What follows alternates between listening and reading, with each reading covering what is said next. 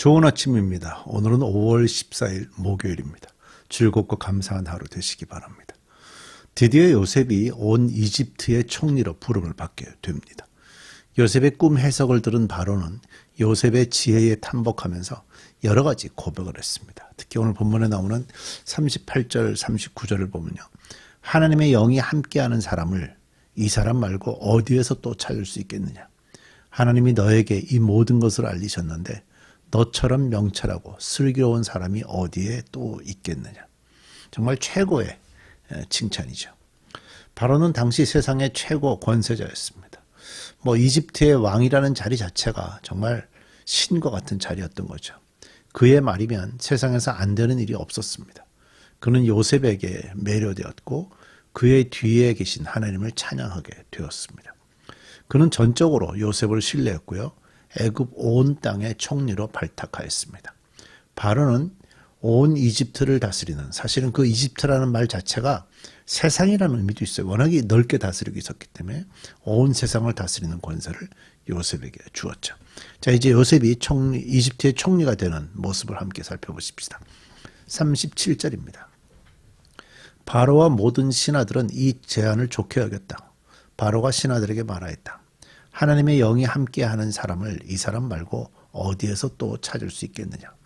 바로가 요셉에게 말하였다. 하나님이 너에게 이 모든 것을 알리셨는데 너처럼 명철하고 슬기로운 사람이 어디에 또 있겠느냐. 내가 나의 집을 다스리는 책임자가 되어라. 나의 모든 백성은 너의 명령을 따를 것이다. 내가 너보다 높다는 것은 내가 이 자리에 앉아 있다는 것뿐이다. 자, 그 이집트 왕이 지금 요셉에게 요구하는 것이 나의 집을 다스리는 책임자가 되라고 그러죠. 그러니까 당시 황제는, 이집트의 왕은 나라 전체를 자신의 집이라고, 사실은 이집트에 다스리면 그 나라뿐이 아니라 주변의 많은 지역을 다스렸기 때문에 그 모든 것을 집이라고 생각하고 있었죠. 바로가 또 요셉에게 말하였다. 내가 너를 온 이집트 땅의 총리로 세운다. 총리로 세우죠. 그렇게 말하면서 바로는 손가락에 끼고 있던 옥새 반지를 빼어서, 이게 이제 그 왕들이 중요한 서류에 찍기 위한 도장이죠. 이게 가장 권위입니다. 옥새 반지를 빼어 요셉의 손가락에 끼우고 고운 모시 옷을 입히고 금 목걸이를 목에다 걸어주었다. 그런 다음에 또 자기의 병거에 버금가는 병거에 요셉을 태우니 사람들이 물러나거라 하고 외쳤다. 이렇게 해서 바로는 요셉을 온 이집트 땅의 총리로 세웠다. 바로는요, 내가 나의 집을 다스리는 책임자가 되어라 했고요. 이전에 그 친위대장도 자기의 모든 소유를 다 요셉의 손에 위탁했었죠. 감옥에 있을 때는 그 간수장이요, 감옥 안에 있는 모든 재수를 모두 요셉에게 맡기고 감옥 안에서 일어나는 온갖 일을 요셉이 혼자 처리했다는 기록도 있었잖아요. 하나님께서 아담에게 다스리라고 말씀하신 것처럼 바로는 요셉에게 온 이집트를 다스리도록 위탁했습니다. 오늘 말씀에는 이집트 온 땅이라는 말이 많이 반복됩니다. 여러 번 나와요. 조금 전에도 제가 몇 번 말씀했지만 뒤에도 계속 나오게 되죠. 전능하신 하나님께서 왕이 되시고 그 왕의 통치를 받는 사람이 공의롭고 정의롭게 통치할 수 있다면 가장 이상적인 나라가 될 겁니다. 그런 나라는요, 왕을 기쁘게 하고 온 백성들을 행복하게 하면서 모든 위기에서 백성들을 구원할 수 있습니다. 바로는 자기의 옥새 반지, 그 권세라고 그랬죠. 왕권이니까. 를 빼어서 요셉의 손에 끼워줬고 고운 모시 옷을 그에게 입히고 금 목걸이를 목에 걸어 주었습니다.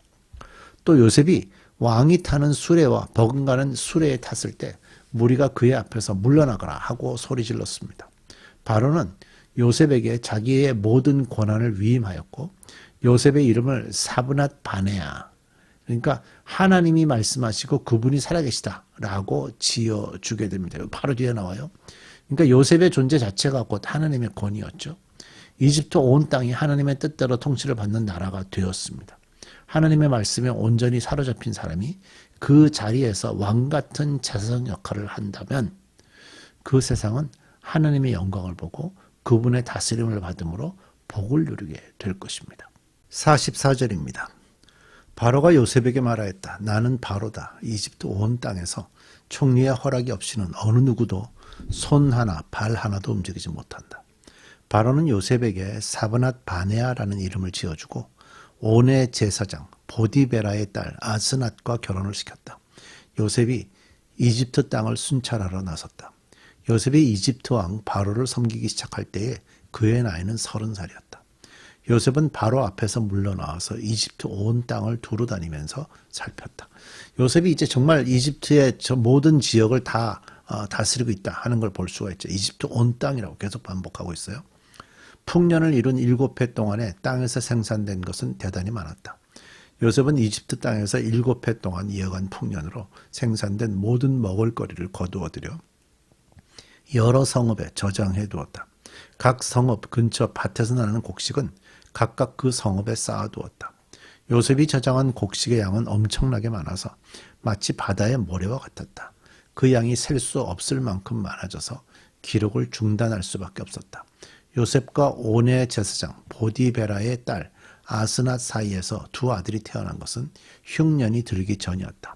요셉은 하나님이 나의 온갖 고난과 아버지 집 생각을 다 잊어버리게 하셨다 하면서 맏아들의 이름을 므낫세라고 지었다. 둘째는 내가 고생하던 이 땅에서 하나님이 자손을 번성하게 해주셨다 하면서 그 이름을 에브라임이라고 하셨다. 바로 왕이 가장 좋은 배필을 선택해서요 요셉에게 결혼을 하게 했죠. 온이라는 그 단어는 이제 태양이라는 의미를 가진 단어로 현재 그 카이로에서 북동쪽으로 한 7마일 정도 떨어진 곳에 있다고 하네요. 그곳 제사장 보디베라의 딸 아스낫을 요셉에게 아내로 삼게 하였습니다. 총리가 가정을 가지게 됐기 때문에 국정에 더 안정을 꾀할 수 있게 되었겠죠. 총리가 된 요셉은요 애굽 온 땅을 순찰하게 됩니다. 7년 풍년 동안에 토지 소출이 아주 많았고 요셉은 풍년 7년 동안에 곡식을 사들여서 각 성의 창고에 저장하였는데 쌓아둔 곡식이 바다 모래같이 심이 많아서 세기를 그쳤는데 그 수가 한이 없었기 때문이다 라고 말씀하시고 있죠. 흉년이 들기 전에 풍년의 7년 동안에 요셉은 두 아들을 얻었어요. 첫째는 므낫세, 하나님이 내게 내 모든 고난과 내 아버지의 온 지비를 잊어버리게 하셨다는 의미고요. 둘째, 에브라임은요. 하나님이 내가 수고한 땅에서 번성하게 하셨다라는 뜻입니다. 요셉의 가정과 이집트 온 땅에서 일어난 일은 창세기 1장 26절에 번성하고 충만하고 다스리라는 문화명령을 생각나게 하죠. 하나님의 말씀에 온전히 사로잡힌 사람을 통해서 하나님은 당신의 기뻐하시는 뜻을 이루어가고 계십니다. 자, 계속해서 볼까요? 53절입니다. 이집트 땅에서 7해 동안 이어가던 풍년이 지나니 요셉이 말한 대로 7해 동안의 흉년이 시작되었다. 온 세상에 기근이 들지 않은 나라가 없었으나 이집트 온 땅에는 아직도 먹을거리가 있었다. 그러나 마침내 이집트 온 땅의 백성이 굶주림에 빠지자 그들은 바로에게 먹을 것을 달라고 부르짖었다. 바로는 이집트의 온 백성에게 요셉에게로 가서 그가 시키는 대로 하여라 했다. 온 땅에 기근이 들었으므로 요셉은 모든 창고를 열어서 이집트 사람들에게 곡식을 팔았다. 이집트 땅 모든 곳에 기근이 심하게 들었다. 기근이 온 세상을 뒤덮고 있었으므로 다른 나라 사람들도 요셉에게서 곡식을 사려고 이집트로 왔다. 자, 관리되지 못하는 것은요, 어떤 것이라도 가치를 만들어낼 수 없습니다. 7년 동안 곡식을 썩지 않게 잘 관리하고 8년째 생산 연도에 따라 그 곡식을 차례로 소비하도록 관리하는 것은요, 엄청난 통제와 지혜가 필요했을 것입니다. 나라의 최고 지도자의 예견과 공의로운 관리 능력은 백성을 살려내지만 그것이 없다면 백성은 굶주려 죽고 나라는 망하게 될 겁니다. 이집트 주변의 다른 나라들도 당연히 기근이 있었죠. 이집트 온 땅에는 먹을 것이 있었습니다. 백성이 양식을 구할 때 바로는요, 요셉에게 가서 그가 너희에게 이르는 대로 하라고 했고 요셉은 곡식을 팔게 됩니다. 이집트 주변의 각 나라도 기근이 심해서 요셉에게 나왔습니다. 자, 진리라는 것은 원래 허구와 본질적으로 다른 법입니다. 왜냐하면 허구는 믿을만하게 보이도록 구성되었기 때문이죠. 더 나아가서 이런 일이 있기에 앞서서 요셉은 13년 동안 거듭해서 배척, 고통, 굴욕, 실망을 당했다는 사실을 우리는 좀 기억해야 합니다. 요셉의 인품과 자질은 뜨거운 풀무 속에서 다져졌고요. 요셉의 자질을 인정하고 그를 전폭적으로 신임한 것은 바로가 처음이 아니었습니다. 이미 보디발 장군 역시 요셉을 인정했고요. 감옥 안에서 간수장 역시 그를 인정했었죠. 하지만 이 일의 진정한 원천은 요셉에게만 특별한 기회가 주어진 것이 아닙니다. 그 시작은 성경 전체를 통해서 지혜와 통찰의 근원이 되신 하나님이셨습니다. 역시 하나님이 이끌고 가시는 거죠. 우리 기도하겠습니다. 요셉이 그 13년 동안 고통, 실패, 번민, 여러 가지 어려운 환경 속에서도 또 이겨내고 그 과정에 하나님을 신뢰하고 신뢰해오는 과정들이 있었는데 결국 하나님께서 이집트 온 땅을 다스리게 하셨습니다. 이집트라는 곳이 하나님을 알 수 있는 기회가 생긴 것입니다.